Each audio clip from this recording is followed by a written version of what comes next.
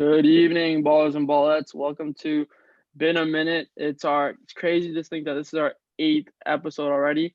It's our third last into this series of ours, and we really appreciate of all you guys just tuning in and catching up and listening to us blab on about our topics. I'm Coach Anand, and I'm with my co-host Coach Oli, Hey, how's it going? and then we got Producer P in the building. What's up, Producer P? What's good? What's good? All right, I think Producer P is going to take it from here. We got a couple questions, and we're going to be having a nice little session, a little debate going on for you guys. Take it away. All right. To our listeners and to our fans, thanks for kicking with us for the last 8 weeks. It's crazy how we started this just as a pilot project, and now we're three episodes before season one ends, and we have some great guests and great content lined up for you guys, especially for our last two guests, but also for season two. All right, guys. Today's topic, we're talking about March Madness, the NBA, and Canadian basketball. Um, for our listeners, for our fans, maybe that those that don't know, the history of March Madness is rich. It goes back about 82 years. The first ever NCAA Division One tournament was played in 1939. The championship game was A long time contested ago. between Oregon and Ohio State, with Oregon taking it. But the interesting part, I was curious because I couldn't remember myself, so I went and looked it up. That March Madness, the actual term, was coined only in 1982. So prior to that, there was no term of March Madness. Isn't that crazy, guys? It's just Really nuts. What did crazy. they call it before that? They just simply called it the NCAA Division One men's tournament. Pretty boring. Straightforward. Yeah. I like it. Right to the point. So we'll take March Madness and we'll continue on with it, hopefully for a good long while. But Yes, sir. because we're talking about March Madness and because currently it's March Madness, first of all, before we even talk about the storied programs throughout the history and obviously modern day March Madness, what are your guys' thoughts of this year's March Madness so far? Honestly, Coach, I just gotta say, um, it's been a bracket breaker. There's been more than one event where like you just it just blows your mind. No one expecting it. I have friends who all had their brackets done and set, and then yeah, it just came as a left hook out of nowhere. Weren't expecting it. Like Coach? Oregon on their first game back, playing, it was an upset, wasn't it? Yeah, the Against dismantle. There was just yeah, complete dismantling. yeah. No, I had guys who lost money. I had guys who won money because they bet on the underdog. It was a good game to watch. So Yeah, far it's been pretty entertaining for me. Coach Ali.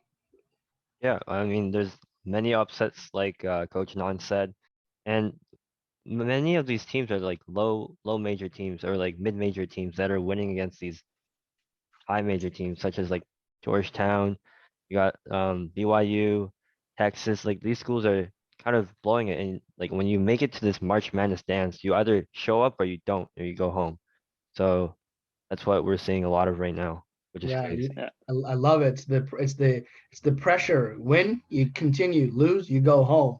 I also got So one more thing to add just to that real quick, yeah, go Coach. ahead. I just want to say like props to all these players who are playing during the pandemic, right? Like they're all stuck in their hotels. I heard a bunch of stuff like they have monitors attached to their legs and stuff, like almost like ankle bracelets, like what criminals have, but like it's not really like that, just to like make sure they're staying in their rooms and their stuff. And like I don't know, it's definitely a one of a kind March Madness. We never experienced anything like this. I'm glad the players are all ready to step up and perform for the rest of the world, like even within during these conditions. Yeah, no doubt. I mean, we had Coach Krill um, on last week, and he obviously lives in Indiana, so he was telling us a bit about how their bubble environment's working over there, and how everyone is kind of just sequestered away, and everything's shut down in and around the arenas to protect the Yeah, athletes and the coaches and the staffs and the various staff of the schools. So yeah, like you said, shout out to those players and those young men and even young women as well too. The women's tournament's going on in San Antonio. um, Gentlemen, if we continue on, obviously, and we know that the first ever game contested was between Oregon and Ohio State. If we talk about the usual suspects, we talk about I like to say the storied programs throughout the history of NCAA tournaments, and whether it's back then or now. We have our Oregons, we have our Ohio States, we have our UNCs, our Dukes, our UCLAs, our Gonzagas, our Michigans, our Michigan State, our Villanovas, our Kansas and Kentuckys. Coach Oli, who do your top 3 or 4 programs be? For me, I'd say top 3 would be, in no order, Duke, UCLA, and Kentucky. Like those programs, they've produced the most. I'd say, in my opinion, they produce the most NBA players, like in all time, and they are successful, and their players are able to show up during March Madness, and that's where all the eyes are in during this tournament. Hold up. So can you repeat your options again? You were saying Duke, Duke, UCLA, Uh-huh. and Kentucky. Those are your top 3 teams that are expected that you have winning this thing. No. Oh, he said of all time. Of all time. Of So all like time, you've of got all like time, yeah. historic players up till now. Okay, yeah, of course. Yeah. If we're just What about talking you? about all time, then yeah, I'd say Duke for sure, Gonzaga, and what's the third one? That's pretty good. I know Baylor's doing well this tournament, but if we're just talking about all time, UCLA. All right, they're known to produce good players like Russell Westbrook, and that's the one off the top of my head. But if are we talking about this tournament, like who we expected to have throughout the tournament? Storied programs. Storied programs, yeah. Those are my 3, Coach. All right. So I mean, I'm surprised that you guys didn't mention Michigan in there, because back in '91 we had the Fab Five. So real quick, the Fab Five were Juwan Howard, Chris Webber, Jalen Rose, Jimmy King, and Ray Jackson. Between the two of you, why didn't you guys even talk about Michigan as being one of the storied programs in the history of March Madness? Well, Coach, team, I can speak for both Coach Oli and I. We're 2001 and 2002 babies over here. So you're speaking about like 10, 11 years our senior. But yeah, you do make a good point. That is Michigan is definitely should have been up there. If not, it should not. If not, like top 5, top 10 for sure. Hold on, before we move on, we got something to say. So you said, why didn't we mention this? It's because this only happened once, right? Like with an all freshman lineup. Good point. They've only won once, and this is about programs. So this program spans from like 39 all the way till like now, and like this just happened once, and it's like very rare. It's a very rare moment when a whole lineup was it starting lineup or just like starting lineup and playing the championship it's game. very rare when a whole starting lineup of freshmen are able to win NCAA. Like we've seen it. But they didn't win it though. They didn't win it. They didn't win it. Oh, compete in they competed. They played. They started, but they didn't win it. Oh, they lost. Actually, even that, like that doesn't. Yeah, so like, okay, if they won, maybe I'd consider them one of the better programs, but just because they competed doesn't mean anything, in my opinion. Yeah, fair enough. Fair enough. I mean, they did win it. Was it 2018 with when Beeline was their coach? So the more recent winners than a lot of the other teams you guys mentioned. Just saying. Yeah. I mean, we've seen like what freshmen can do, with the Dukes, with the UNCs, but I just feel like freshmen don't have that much experience in the March Madness scene. Well, not this year because there's no fans, but in the previous years, the pressure might get to them. Yeah, because when you talk about the 2015 Kentucky Wildcats, they had the freshman group and they were undefeated and then they lost. Yeah, exactly. I think you gotta be older. You gotta be a bit older. You gotta have second, third year, fourth year guys, the vets, right? To have more experience. Have more experience. Experience is key. Who are some of the smaller schools making noise in this year's tournament? Well, you got the Loyola Chicago team. Yeah. You got Abilene Christian, who beat Texas the other day. Yeah. And but my team, UCLA, They beat them easily by 30 points. You've Um, got Oral Roberts, which is like Oral Roberts, yes. you That's don't that's one really of them. hear about them. yeah. I've never heard And about these guys. Well, they're not a from lot of people. Oral Roberts here. They're from Tulsa, Oklahoma. They play in the Summit League Conference. Well, these guys are Well, no making some offense, serious but noise. that league doesn't sound very competitive. Hey, But I mean, they're still I playing just read D1 what I'm basketball. told. Coach. Just read what I'm It told. just sound they didn't sound like they were like, I didn't think there would be like contenders in this series, but all of a sudden, out of nowhere, Oral Roberts, they have this really good point guard right now. The guard has a two-star high school player, right? Yeah. But look at him. He's pulling up from deep and he's giving these guys work, and like, it's something crazy to watch right now, and I'm pretty excited to see how far these guys go. For sure. So out of those three, I mean, Abilene Christian's out now, but between Loyola and Oral Roberts, who do you think is going to go further? Definitely Loyola. Repeat that question again. Who's going to go further, Loyola or Oral Roberts? I'm just gonna They're say both it in 'cause I Sweet like the 16. name Oral Roberts. I'll have them going farther. Okay. Yep. I'm going with Oral Roberts. I'm going for the underdog. So we've talked about two of the teams that are in the Sweet 16, guys. So our Sweet 16 matchups are Loyola Chicago versus Oregon State. That's the 8-12 matchup. We have number 1 Baylor versus number 5 Villanova. We have number 3 Arkansas versus 15 Oral Roberts, Coach Anand's favorite squad. We have number 2 Houston versus number 11 Syracuse. Go Orange. We have number 1 Gonzaga versus number 5 Creighton, and we have our Michigan number 1 versus Florida State. Coaches, who do you got advancing? Oh, I'm missing 2. I'm sorry. We have Alabama versus UCLA, and we have USC versus Oregon, which is the 6-7 matchup. Who do you guys got advancing? So I got Gonzaga first, and then playing USC. They've got the Mobley brothers. They're like the twin towers of the team. They're definitely gonna be first round picks in the NBA. So they're like one of the 2 players that carry this USC team.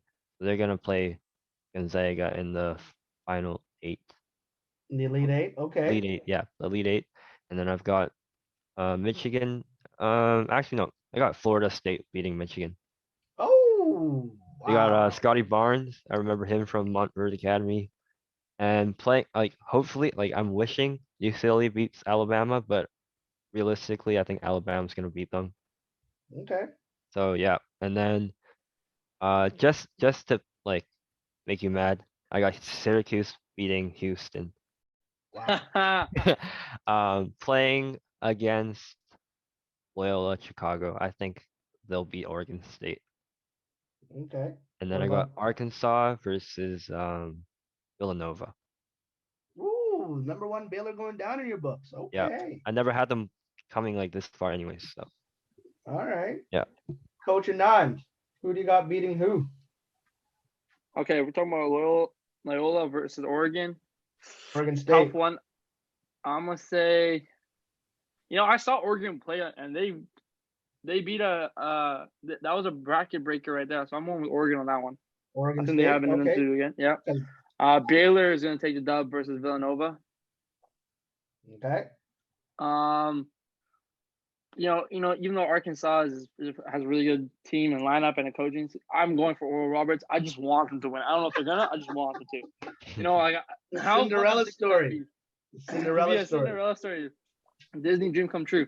Yeah, let's piss off Coach. Houston's gonna take the L on this one versus Syracuse. Wow. Gonzaga obviously versus Creighton. Gonzaga taking that dub. Florida State or Michigan. I have Michigan on that one. Right. Okay. UCLA is gonna take the dub over Alabama. Yeah. Ooh, that's ballsy. Wow. Okay. That coach, you doubted me and my UCLA Bears earlier in one of the earlier podcasts, and I want you to formally admit that you were wrong. I had them losing to Michigan State in the first 4. Yeah, you both were taking them, and then they lost. I mean, I'm not gonna lie, I was really lost. scared. They were down 10 in the first half. Yeah, all you had me on on call every time they scored a point. And But yeah, they won in every overtime, so snap he that's good. sent, he sent like 30 snaps on that.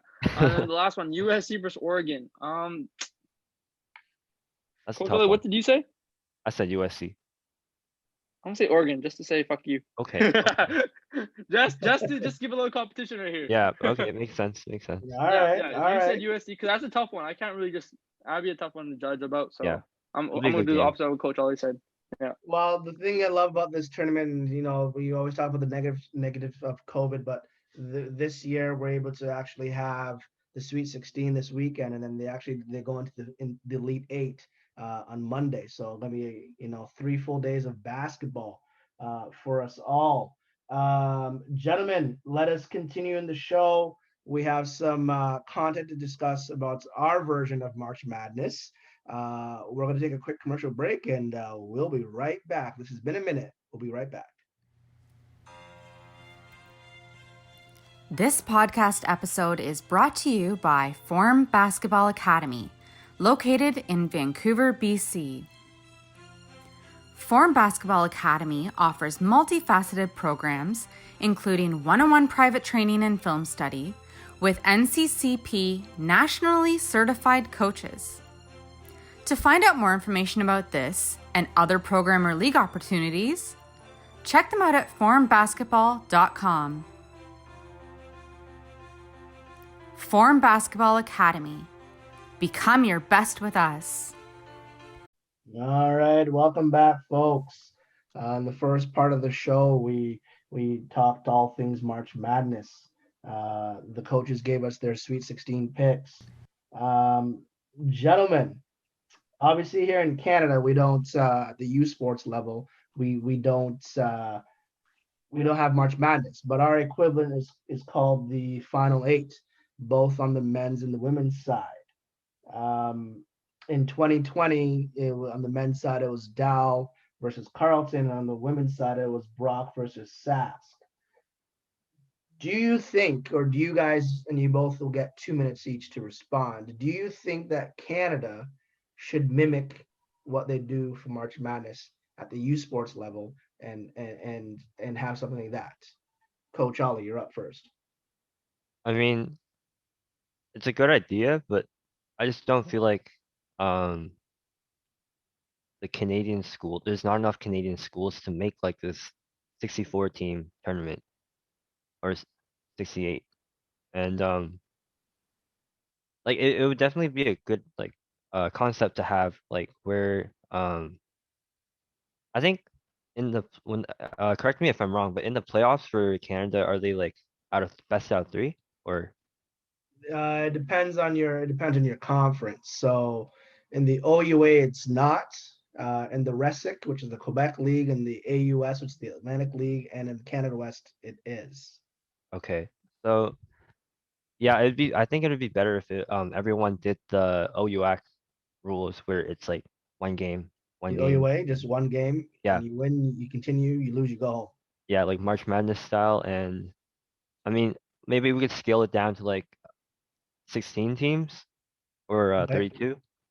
Okay. Yeah. If we have enough teams for that, yeah, we should Well, try we do. it. I mean, there's 48 teams, so we can do Yeah. it. Okay. Yeah. 32. Coach Anand. I just want to say, yeah, I agree with Coach Oli on his take about how we just don't have enough. Like Canada just doesn't have enough schools or competition to really pull off like like what America does in the NCAA. But I feel like if we did just do one game as a one game, it's do or die. I think that would be a much more suitable option than 3-game option. Yeah, no doubt, for sure. And I mean, the USports, yes, we have less, but I mean, there's 334. Sorry, now it's up to 41. 341 Division One men's basketball teams and women's basketball teams in America. So obviously, we can't contend with that with as far as volume. But I think the quality of basketball, gentlemen, is just as good up here. And we need to have our young people be watching those games and really try to emulate themselves and take after some of these players that are playing their hearts out at the U Sports level here in Canada. You know what I mean? Yeah. Real quick, guys, as we just power through here. NBA trades. What do Oh you man, what, Here what we did you go. guys think of the trades that occurred? there's many Coach steals. Oli. I saw a meme today. It was the Miami Heat trade with I forgot who it was with, but I think it was Houston Rocket. It was a picture of Pat Riley, and he's like he just finished a heist. Because he just stole all the depot right from them and barely gave up anything. So that was a crazy trade. Another one was Vukovic from the Magic, and he got traded to the Bulls. That he also got traded for practically nothing, and the Magic kind of just gave him away. And he's an all-star, and he's been playing really well. So those two trades just didn't make sense to me. Hold up, I didn't hear about these trades. Coach Oli, can you elaborate a little bit? Like the old depot trade. So What did they get out of that? I think it was Avery Bradley, if I'm not mistaken. Avery Bradley, Kelly Olynyk, um, I think two more players. I'm not too sure who they were. Kelly Olynyk, Avery Bradley, and a couple of swaps for Yeah, drafts. and For then Oladipo? yeah, Yeah, and then they're also pursuing. They're trying to pursue what's his name? LaMarcus Aldridge. That because would like he got bought out by the Spurs. Yeah. yeah, Yeah, I that heard would about that. complete the whole team basically, and that would be a nice like the whole East side, East Conference would be pretty interesting watching all those players play together. Yeah. Fair enough. Coach Anand, what do you think about the trades? I'm just a little shocked about the Oladipo trade. I thought he was happy where he was, and I thought he was doing pretty well. But I really didn't hear much about the trades that just had occurred, Coach Producer P. So I don't really have that much to comment on it, but just a little shocked.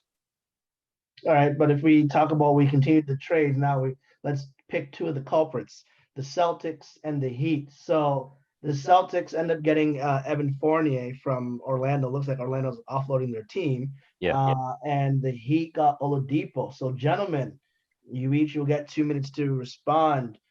Who is your closing lineup with the Celtics? We have Jason Tatum, Marcus Smart, Kemba Walker, Jaylen Brown, and Evan Fournier. Is that your closing lineup, Coach Oli? I put Kemba Walker 1, Smart at the 2, Fournier 3, Jason Tatum 4, and then I would sub in like a cent. Oh wait, sorry, no. I take out Marcus Smart, put Fournier at the 2, put Jaylen Brown 3, Tatum 4, and then I put in the center, like a bigger guy. I think Daniel Taco Diaz Fall. Like a just Tristan got Thompson because they got rid of Daniel yeah Tice. Dice got traded today as well. All So right. yeah, like a Taco Fall. Like I love seeing Taco Fall play. I wish he got more minutes, but him or Tristan Thompson would fill the 5 spot for me. That's your closing lineup in the fourth, huh? Yeah. Coach Anand, are you happy with that closing lineup in the fourth of Tatum, Smart, Walker, Brown, or Fournier, or do you substitute somebody else in there? I would like Kemba Walker as the point guard. Jason Tatum as a shooting guard. Jaylen Brown as a small forward. I'd feel like Tristan Thompson as like the power forward, and like I want to see Taco Fall get more minutes. I want him at center. I feel like he has mad potential, and I don't know why right now he's not getting enough minutes. Maybe he's still the league's not ready for him yet. You know what I mean? So well, I mean, it's that's easy my to lineup. attack him. He's put him in a ball screen, and now you're playing 5-on-4. Pardon? Well, they can play a zone. He just stands in the paint. Fair enough. True. Fair enough. Yeah. We look at the Heat now. Their closing lineup potentially could be Jimmy Buckets, Victor Oladipo, Bam, Andre Iguodala, and Trevor Ariza. Are you guys happy with that, or would you want a different closing lineup in the fourth? I go with a different one. So I go Oladipo 1, Tyler Hero 2, Jimmy Buckets 3. Oh, sorry, wait. Yeah, Jimmy 3, Iggy 4, and then Bam at the 5. All right, that's So I'll your sub in closing Tyler lineup. Hero. Okay. Coach Anand, is that your closing lineup, or you want to change that from what I said? So we have again Butler, Oladipo, Bam, Andre Iguodala, and Trevor Ariza.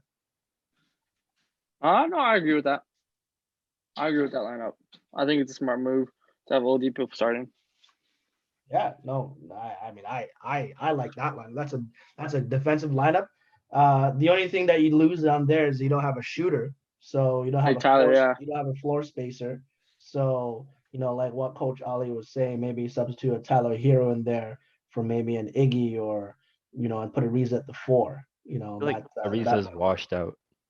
Who's that? I feel like Ariza is washed out, or Iggy, they're kind of washed out too. Yeah, but they're vets. They're still. I mean, they're in Yeah. the league. I think they're saying something that Trevor Reed is now almost tied the record for the most teams he's played on in the NBA. Yeah. Wow. He got traded like four teams in like a week or something like that. It's crazy, right? It's crazy. Yeah. Gents, are the Lakers finished? LeBron is out. AD is out. Are they done? Are the Lakers finished? Can they repeat? Yeah, Coach. No, Coach. They're not done. They're done right now. I'm not saying they're done permanently. I'm just saying for this season. If they're out for the rest of the season, then yeah, they really don't have that much of a hope in hell. Well, they didn't say rest real of the talk. season. They're just hurt for a while. They'll be gone for, LeBron's gonna be done for about 4 to 6 weeks, and AD's still out with his calf. So, okay, you're saying they're done, Coach Oli? Are they done? Right now they're done, but yeah, I'm saying temporarily for the time being, as long as those two guys are out here. Yeah, that's it. What does their record look like right now? Do you know? The Lakers record right now. I mean, there's a lot. It's COVID year, so there's a lot of teams that are. It's up and down, and the standings change week by week, right? Day by day. Right. But the Lakers, Lakers, as long as, yeah, go ahead. Sorry. Well, I mean, the Lakers record right now, they are 28 and 16. They're 4th in the West. So for them, their opening round might be against who? The Denver Nuggets, possibly, maybe Portland, if all things stay the same, all things are considered. Those are 2 tough teams to play in your first round. I mean, what I'm thinking is like, as long as they don't fall under 10, they should be good. Because if they stay within 10, they can play in the mini tournament before the playoffs, right? Yeah. And then they can climb their way back up if everyone's healthy. So you're saying a Laker team without LeBron and AD is going to beat a fully healthy Denver Nuggets team? No. I said once they're all healthy, they're able Okay, to. once all healthy. If they're all healthy, then I feel like they'll be able to climb their way back in within the play-in tournament. Maybe by the skin of the teeth. It's going to be a tough and long shot, but it will. Yeah. You never know with the King, with It's LeBron, right? Definitely a journey. He's been known to prove us wrong in the past, so yeah, that's my opinion. This is true. He never bet against the King. I'll say that. But yeah, I'm just trying to say. Denver bet against Tom Izzo and then they lost. So. But like that, who said he's the King though? You didn't say he was the King. You said he was the Tom Brady. I was like, he's the Tom. I said he was the Tom Brady. And he literally lost. And then so they I don't lost know what he's talking about. So Coach, you got all on camera. For the record, I stand corrected. You guys are right. I stand corrected. I can't say anything again. Michigan State lost to UCLA. Gentlemen, we're about to go to a commercial break. On the other side of the commercial break, we'll talk training camp. And we each get your possession. Coach Anand, possession is 24 seconds. I know this. Tell Coach Oli. All right, both of you. It's 24 seconds. Nonetheless, this has been a minute, and we'll be right back. This podcast episode is brought to you by Form Basketball Academy, located in Vancouver, BC. Form Basketball Academy offers multifaceted programs, including one-on-one private training and film study, with NCCP nationally certified coaches. To find out more information about this and other program or league opportunities, check them out at formbasketball.com. Form Basketball Academy. Become your best with us. All right, folks, welcome back to Been a Minute. The first part of our show, we talked all things March Madness. From there, we obviously transitioned to talking about the Final Eight and youth sports and basketball in this country. We talked some NBA. Gents, we had our training camp number 1. Both of you, let's hear your thoughts of what you thought about or your feelings after training camp. Can I start this one, Coach Oli? Yeah, for sure. Go ahead. Well, my opinion overall was that I'm glad that people showed up and actually showed up to work and hustle. You know what I mean? Like they wanted it. I didn't see no half-assing. I saw everyone really motivated. You know, I feel it. I feel all of them. They're all ballers and they all had their season botched and canceled. And I'm glad they understand the importance of wanting to be on a team. Like it made me feel good that we actually had people who cared about the sport as much as we all do. You know what I mean? So that was nice to see. Yeah, I'm glad we had a good turnout, and can't wait for the next one upcoming. Coach Oli. Coach, yeah. Yeah. I mean, everyone came into the gym with lots of energy. Like I felt it. I don't know if you guys felt it. I'm pretty sure you guys definitely did. But everyone came in with energy. They seemed eager to learn. It seemed like they wanted to get better, and they did come to get better. And the drills we ran with them helped with their fundamentals of the game, but also we also worked on their team chemistry because Form is a family and we like to create these bonds with each other and become tighter as a group. So that really helped us with getting to know one another. Yeah, no doubt. And we even did a team bonding session as well too, and we have more of those upcoming. Obviously, for those who are listening, check us out on our socials. We're on Instagram. You can find us at f.o.r.m.underscore basketball. Find us on Twitter at form. So no dots between that at Form Basketball. We're on Twitter. Obviously, if you're listening to this podcast, you are either checking it out from our website, which is www.formbasketball.com, or our YouTube channel, which is a simply Form Basketball. All right, gentlemen, before we close out, before we go home and say goodnight, we have our possession. So we call possession 24. Coach Oli, you're up first. All right. 24 seconds. The question is, you're a GM of a franchise. How do you assemble and construct your roster? Go. I would hire people, so like assistants to also like scout and look at some players. I would also need coachable players, like I've said before. I don't want like a hot shot on my team thinking he's the best player on the team, even if they are. And I need players to communicate with each other. So teamwork, like I need the chemistry to be high. That's it. Coach Anand. Same question. Same question. You're a GM of a All right. franchise. How do you assemble and construct your roster? One common misconception, like Coach Oli just mentioned, is you want to have all the best players on the same team, but we've seen in the NBA that doesn't really work out. Like, for example, I remember the dynamic between Harden and Westbrook that didn't go so well in the beginning, and or CP and Harden. Like, if you have two star players who both want to, like, it all comes down to the end. Who wants to take the game winning shot? Who wants to take the last shot in line? Right. So you want to have a team that really works together and vibes together, and work as a unit, not as one. Right. That's how you win games as a team, not by yourself. So that's what I would look for. And of course, you scout. And yeah, you're not looking for the greatest players all on one team. You're looking for the greatest team or something like that. I don't know. That's my opinion. All right. Yes, it's important. 5 is 1. That's what we like to say. Yeah. We'll have in our apparel, our hoodies. Speaking of which, before we get to the second question, those hoodies are fire, are they not? I love them. It's dope. Great. Yo, I like 5 is them. 1 in the top. You're missing out if you don't have one. Straight up. Thanks out to our sponsors over at partners over at Under Armour for hooking us up. Those are definitely fire. Coach Anand, you're up. What's that? Super comfy. Super comfy. Exactly. Good quality, yeah.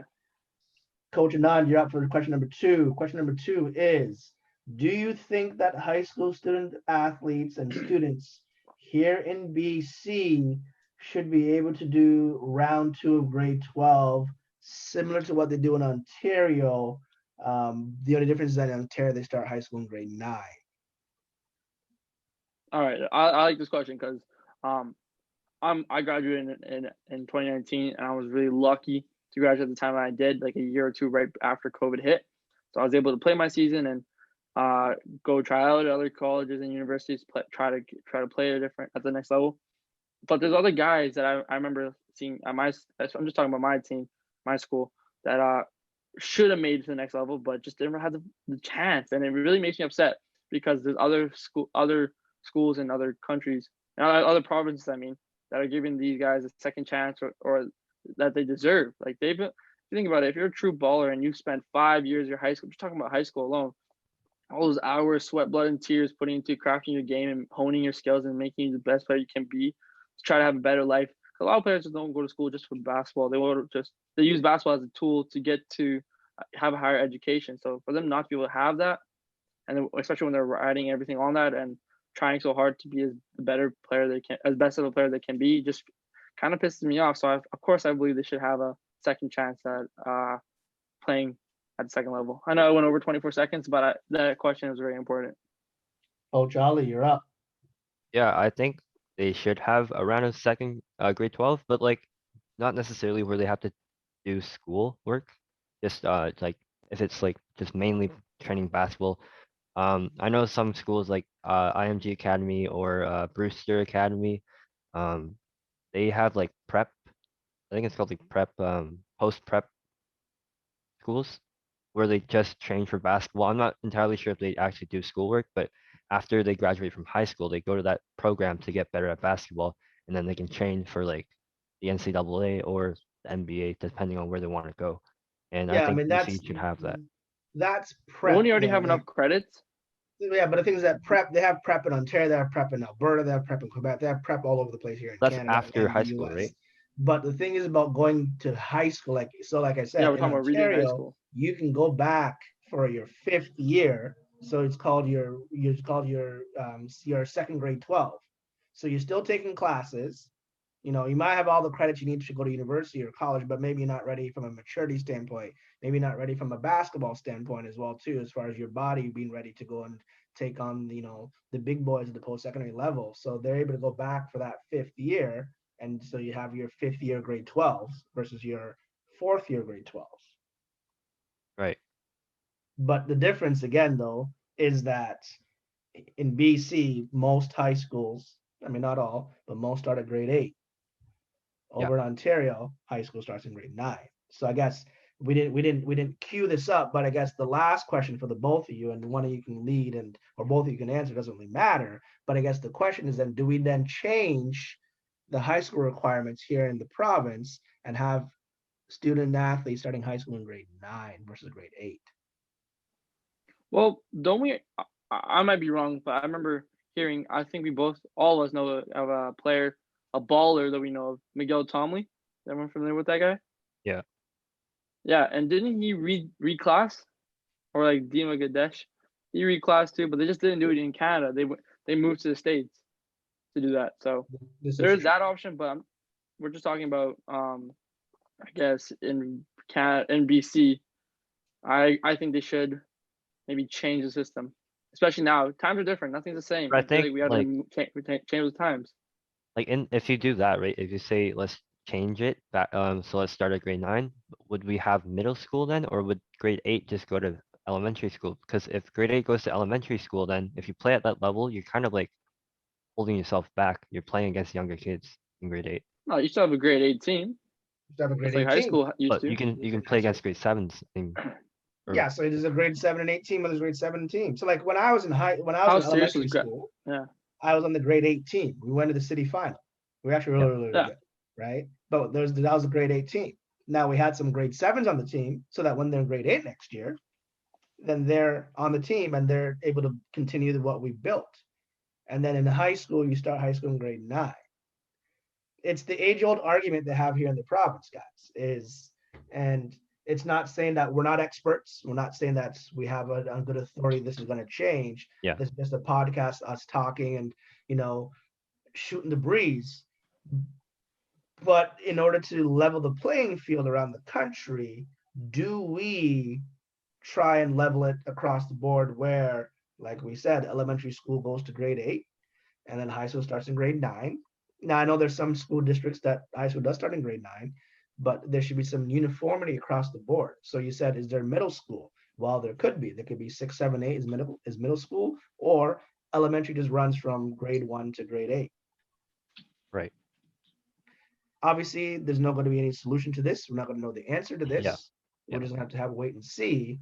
But the question was posed to me, so I pose it to you guys as the host, because as Coach Anand said, it is a weird year. It's been weird across the board because of COVID. So those grade 12s who now have missed out on a year of playing, if they have the option to come back for that second grade 12, so their second, that fifth year grade 12 or whatever, sixth year grade 12, that benefits them, no? I I believe mean, so. yeah, but also you got to think about the people that were in grade 11 and they're moving on to grade 12 and they're not making the team because they have to make space for the second round of grade 12s. So it becomes a thing of war of attrition. Yeah. How do you, as a coach, so you guys are coaches, as a coach now, if you now have returning players, second grade 12s, how do you balance your lineup? What do? Do you pick some grade fifth year or sixth year grade 12s or second grade 12s, or what we call it, whatever the term you want to use? Or do you pick more grade 11s, or what? How do you construct your lineup? Or your roster, I should say. How do you construct your roster? Coach Oli, want to take this? Well, it would be like everyone's final year because the grade 11s are moving up to grade 12. That's their final year. And then you got the second round of grade 12s coming in. That's also their final year because there's no way they're coming back. And everyone else has a final year. So I think I'd have to balance it evenly, like with the first grade and the second grade, even amounts of numbers, just to be fair. But you haven't even talked about the grade 11s who are coming from grade 10 now. So you have basically three. I'd Like have less. when I was in high less. school, when I played, let me give you the example. When I was in high Yeah. school, I played senior, right? I played junior in grade 10, and there's some games I played when I was in grade 10 as a senior as well too. So I played both. Most were tournaments and a few regular season games. But then in grade 11, unfortunately, we had a teacher strike, so we had kind of a weird year, weird season. But in grade 11, it was grade 11, grade 12, and our OAC, which is that grade 13. So it's 3 grades in one team. So the question is how do you construct your lineup? Because it's not just about the grade 12s. Now you also have to remember the grade 11s from grade 10 and now grade 11. Yeah, I'd be more fair to the like even with the grade 12s, all the grade 12s, and then take a little bit less grade 11s for my team. Just because they have another year. Okay, Coach Anand, what do you think? Pretty similar to what Coach Oli said. I'd be more focused on the grade 12s, like the guys are redoing this season. All right. There you have it, folks. You heard it from the experts. Just food for thought. Again, this is not a expert panel. We're just shooting the breeze and trying to see what could be for a possibility for next year. Last thing before we go, guys, I know we didn't cue this up, but because COVID kiboshed and killed the high school season for this past year, there's this issue of, I know the NCAA came out and announced that it's a free year, so no eligibility used. Do you think that it's going to be crazy throughout the high school ranks next season with kids transferring all over the place and being able to play? Or is that a possibility, or do you think guys will just stick to their current schools? I think it's going to be kind of hectic. Everyone's trying to go back to normal. Okay. Coach Oli? I think, yeah, it's gonna be hectic, and like the rosters are gonna be all messed up just because of all the transfers. Yeah. But yeah, So it's possible, right? Kids can transfer, kids can stay. Who knows? Only time will tell. Once again, we can find us on our socials. We are on Instagram, f.o.r.m._basketball. This has been episode 8 of Been a Minute. Sadly, our third last episode before we say goodbye to season 1. But don't worry, we shall be back in season 2. And in season 2, Coach Cam will be back, and we'll be joining these two fine gentlemen, be the trifecta of the show. Gentlemen, send us home. All right. Thanks for tuning in to Been a Minute. We'll see you guys next week. Peace. peace out.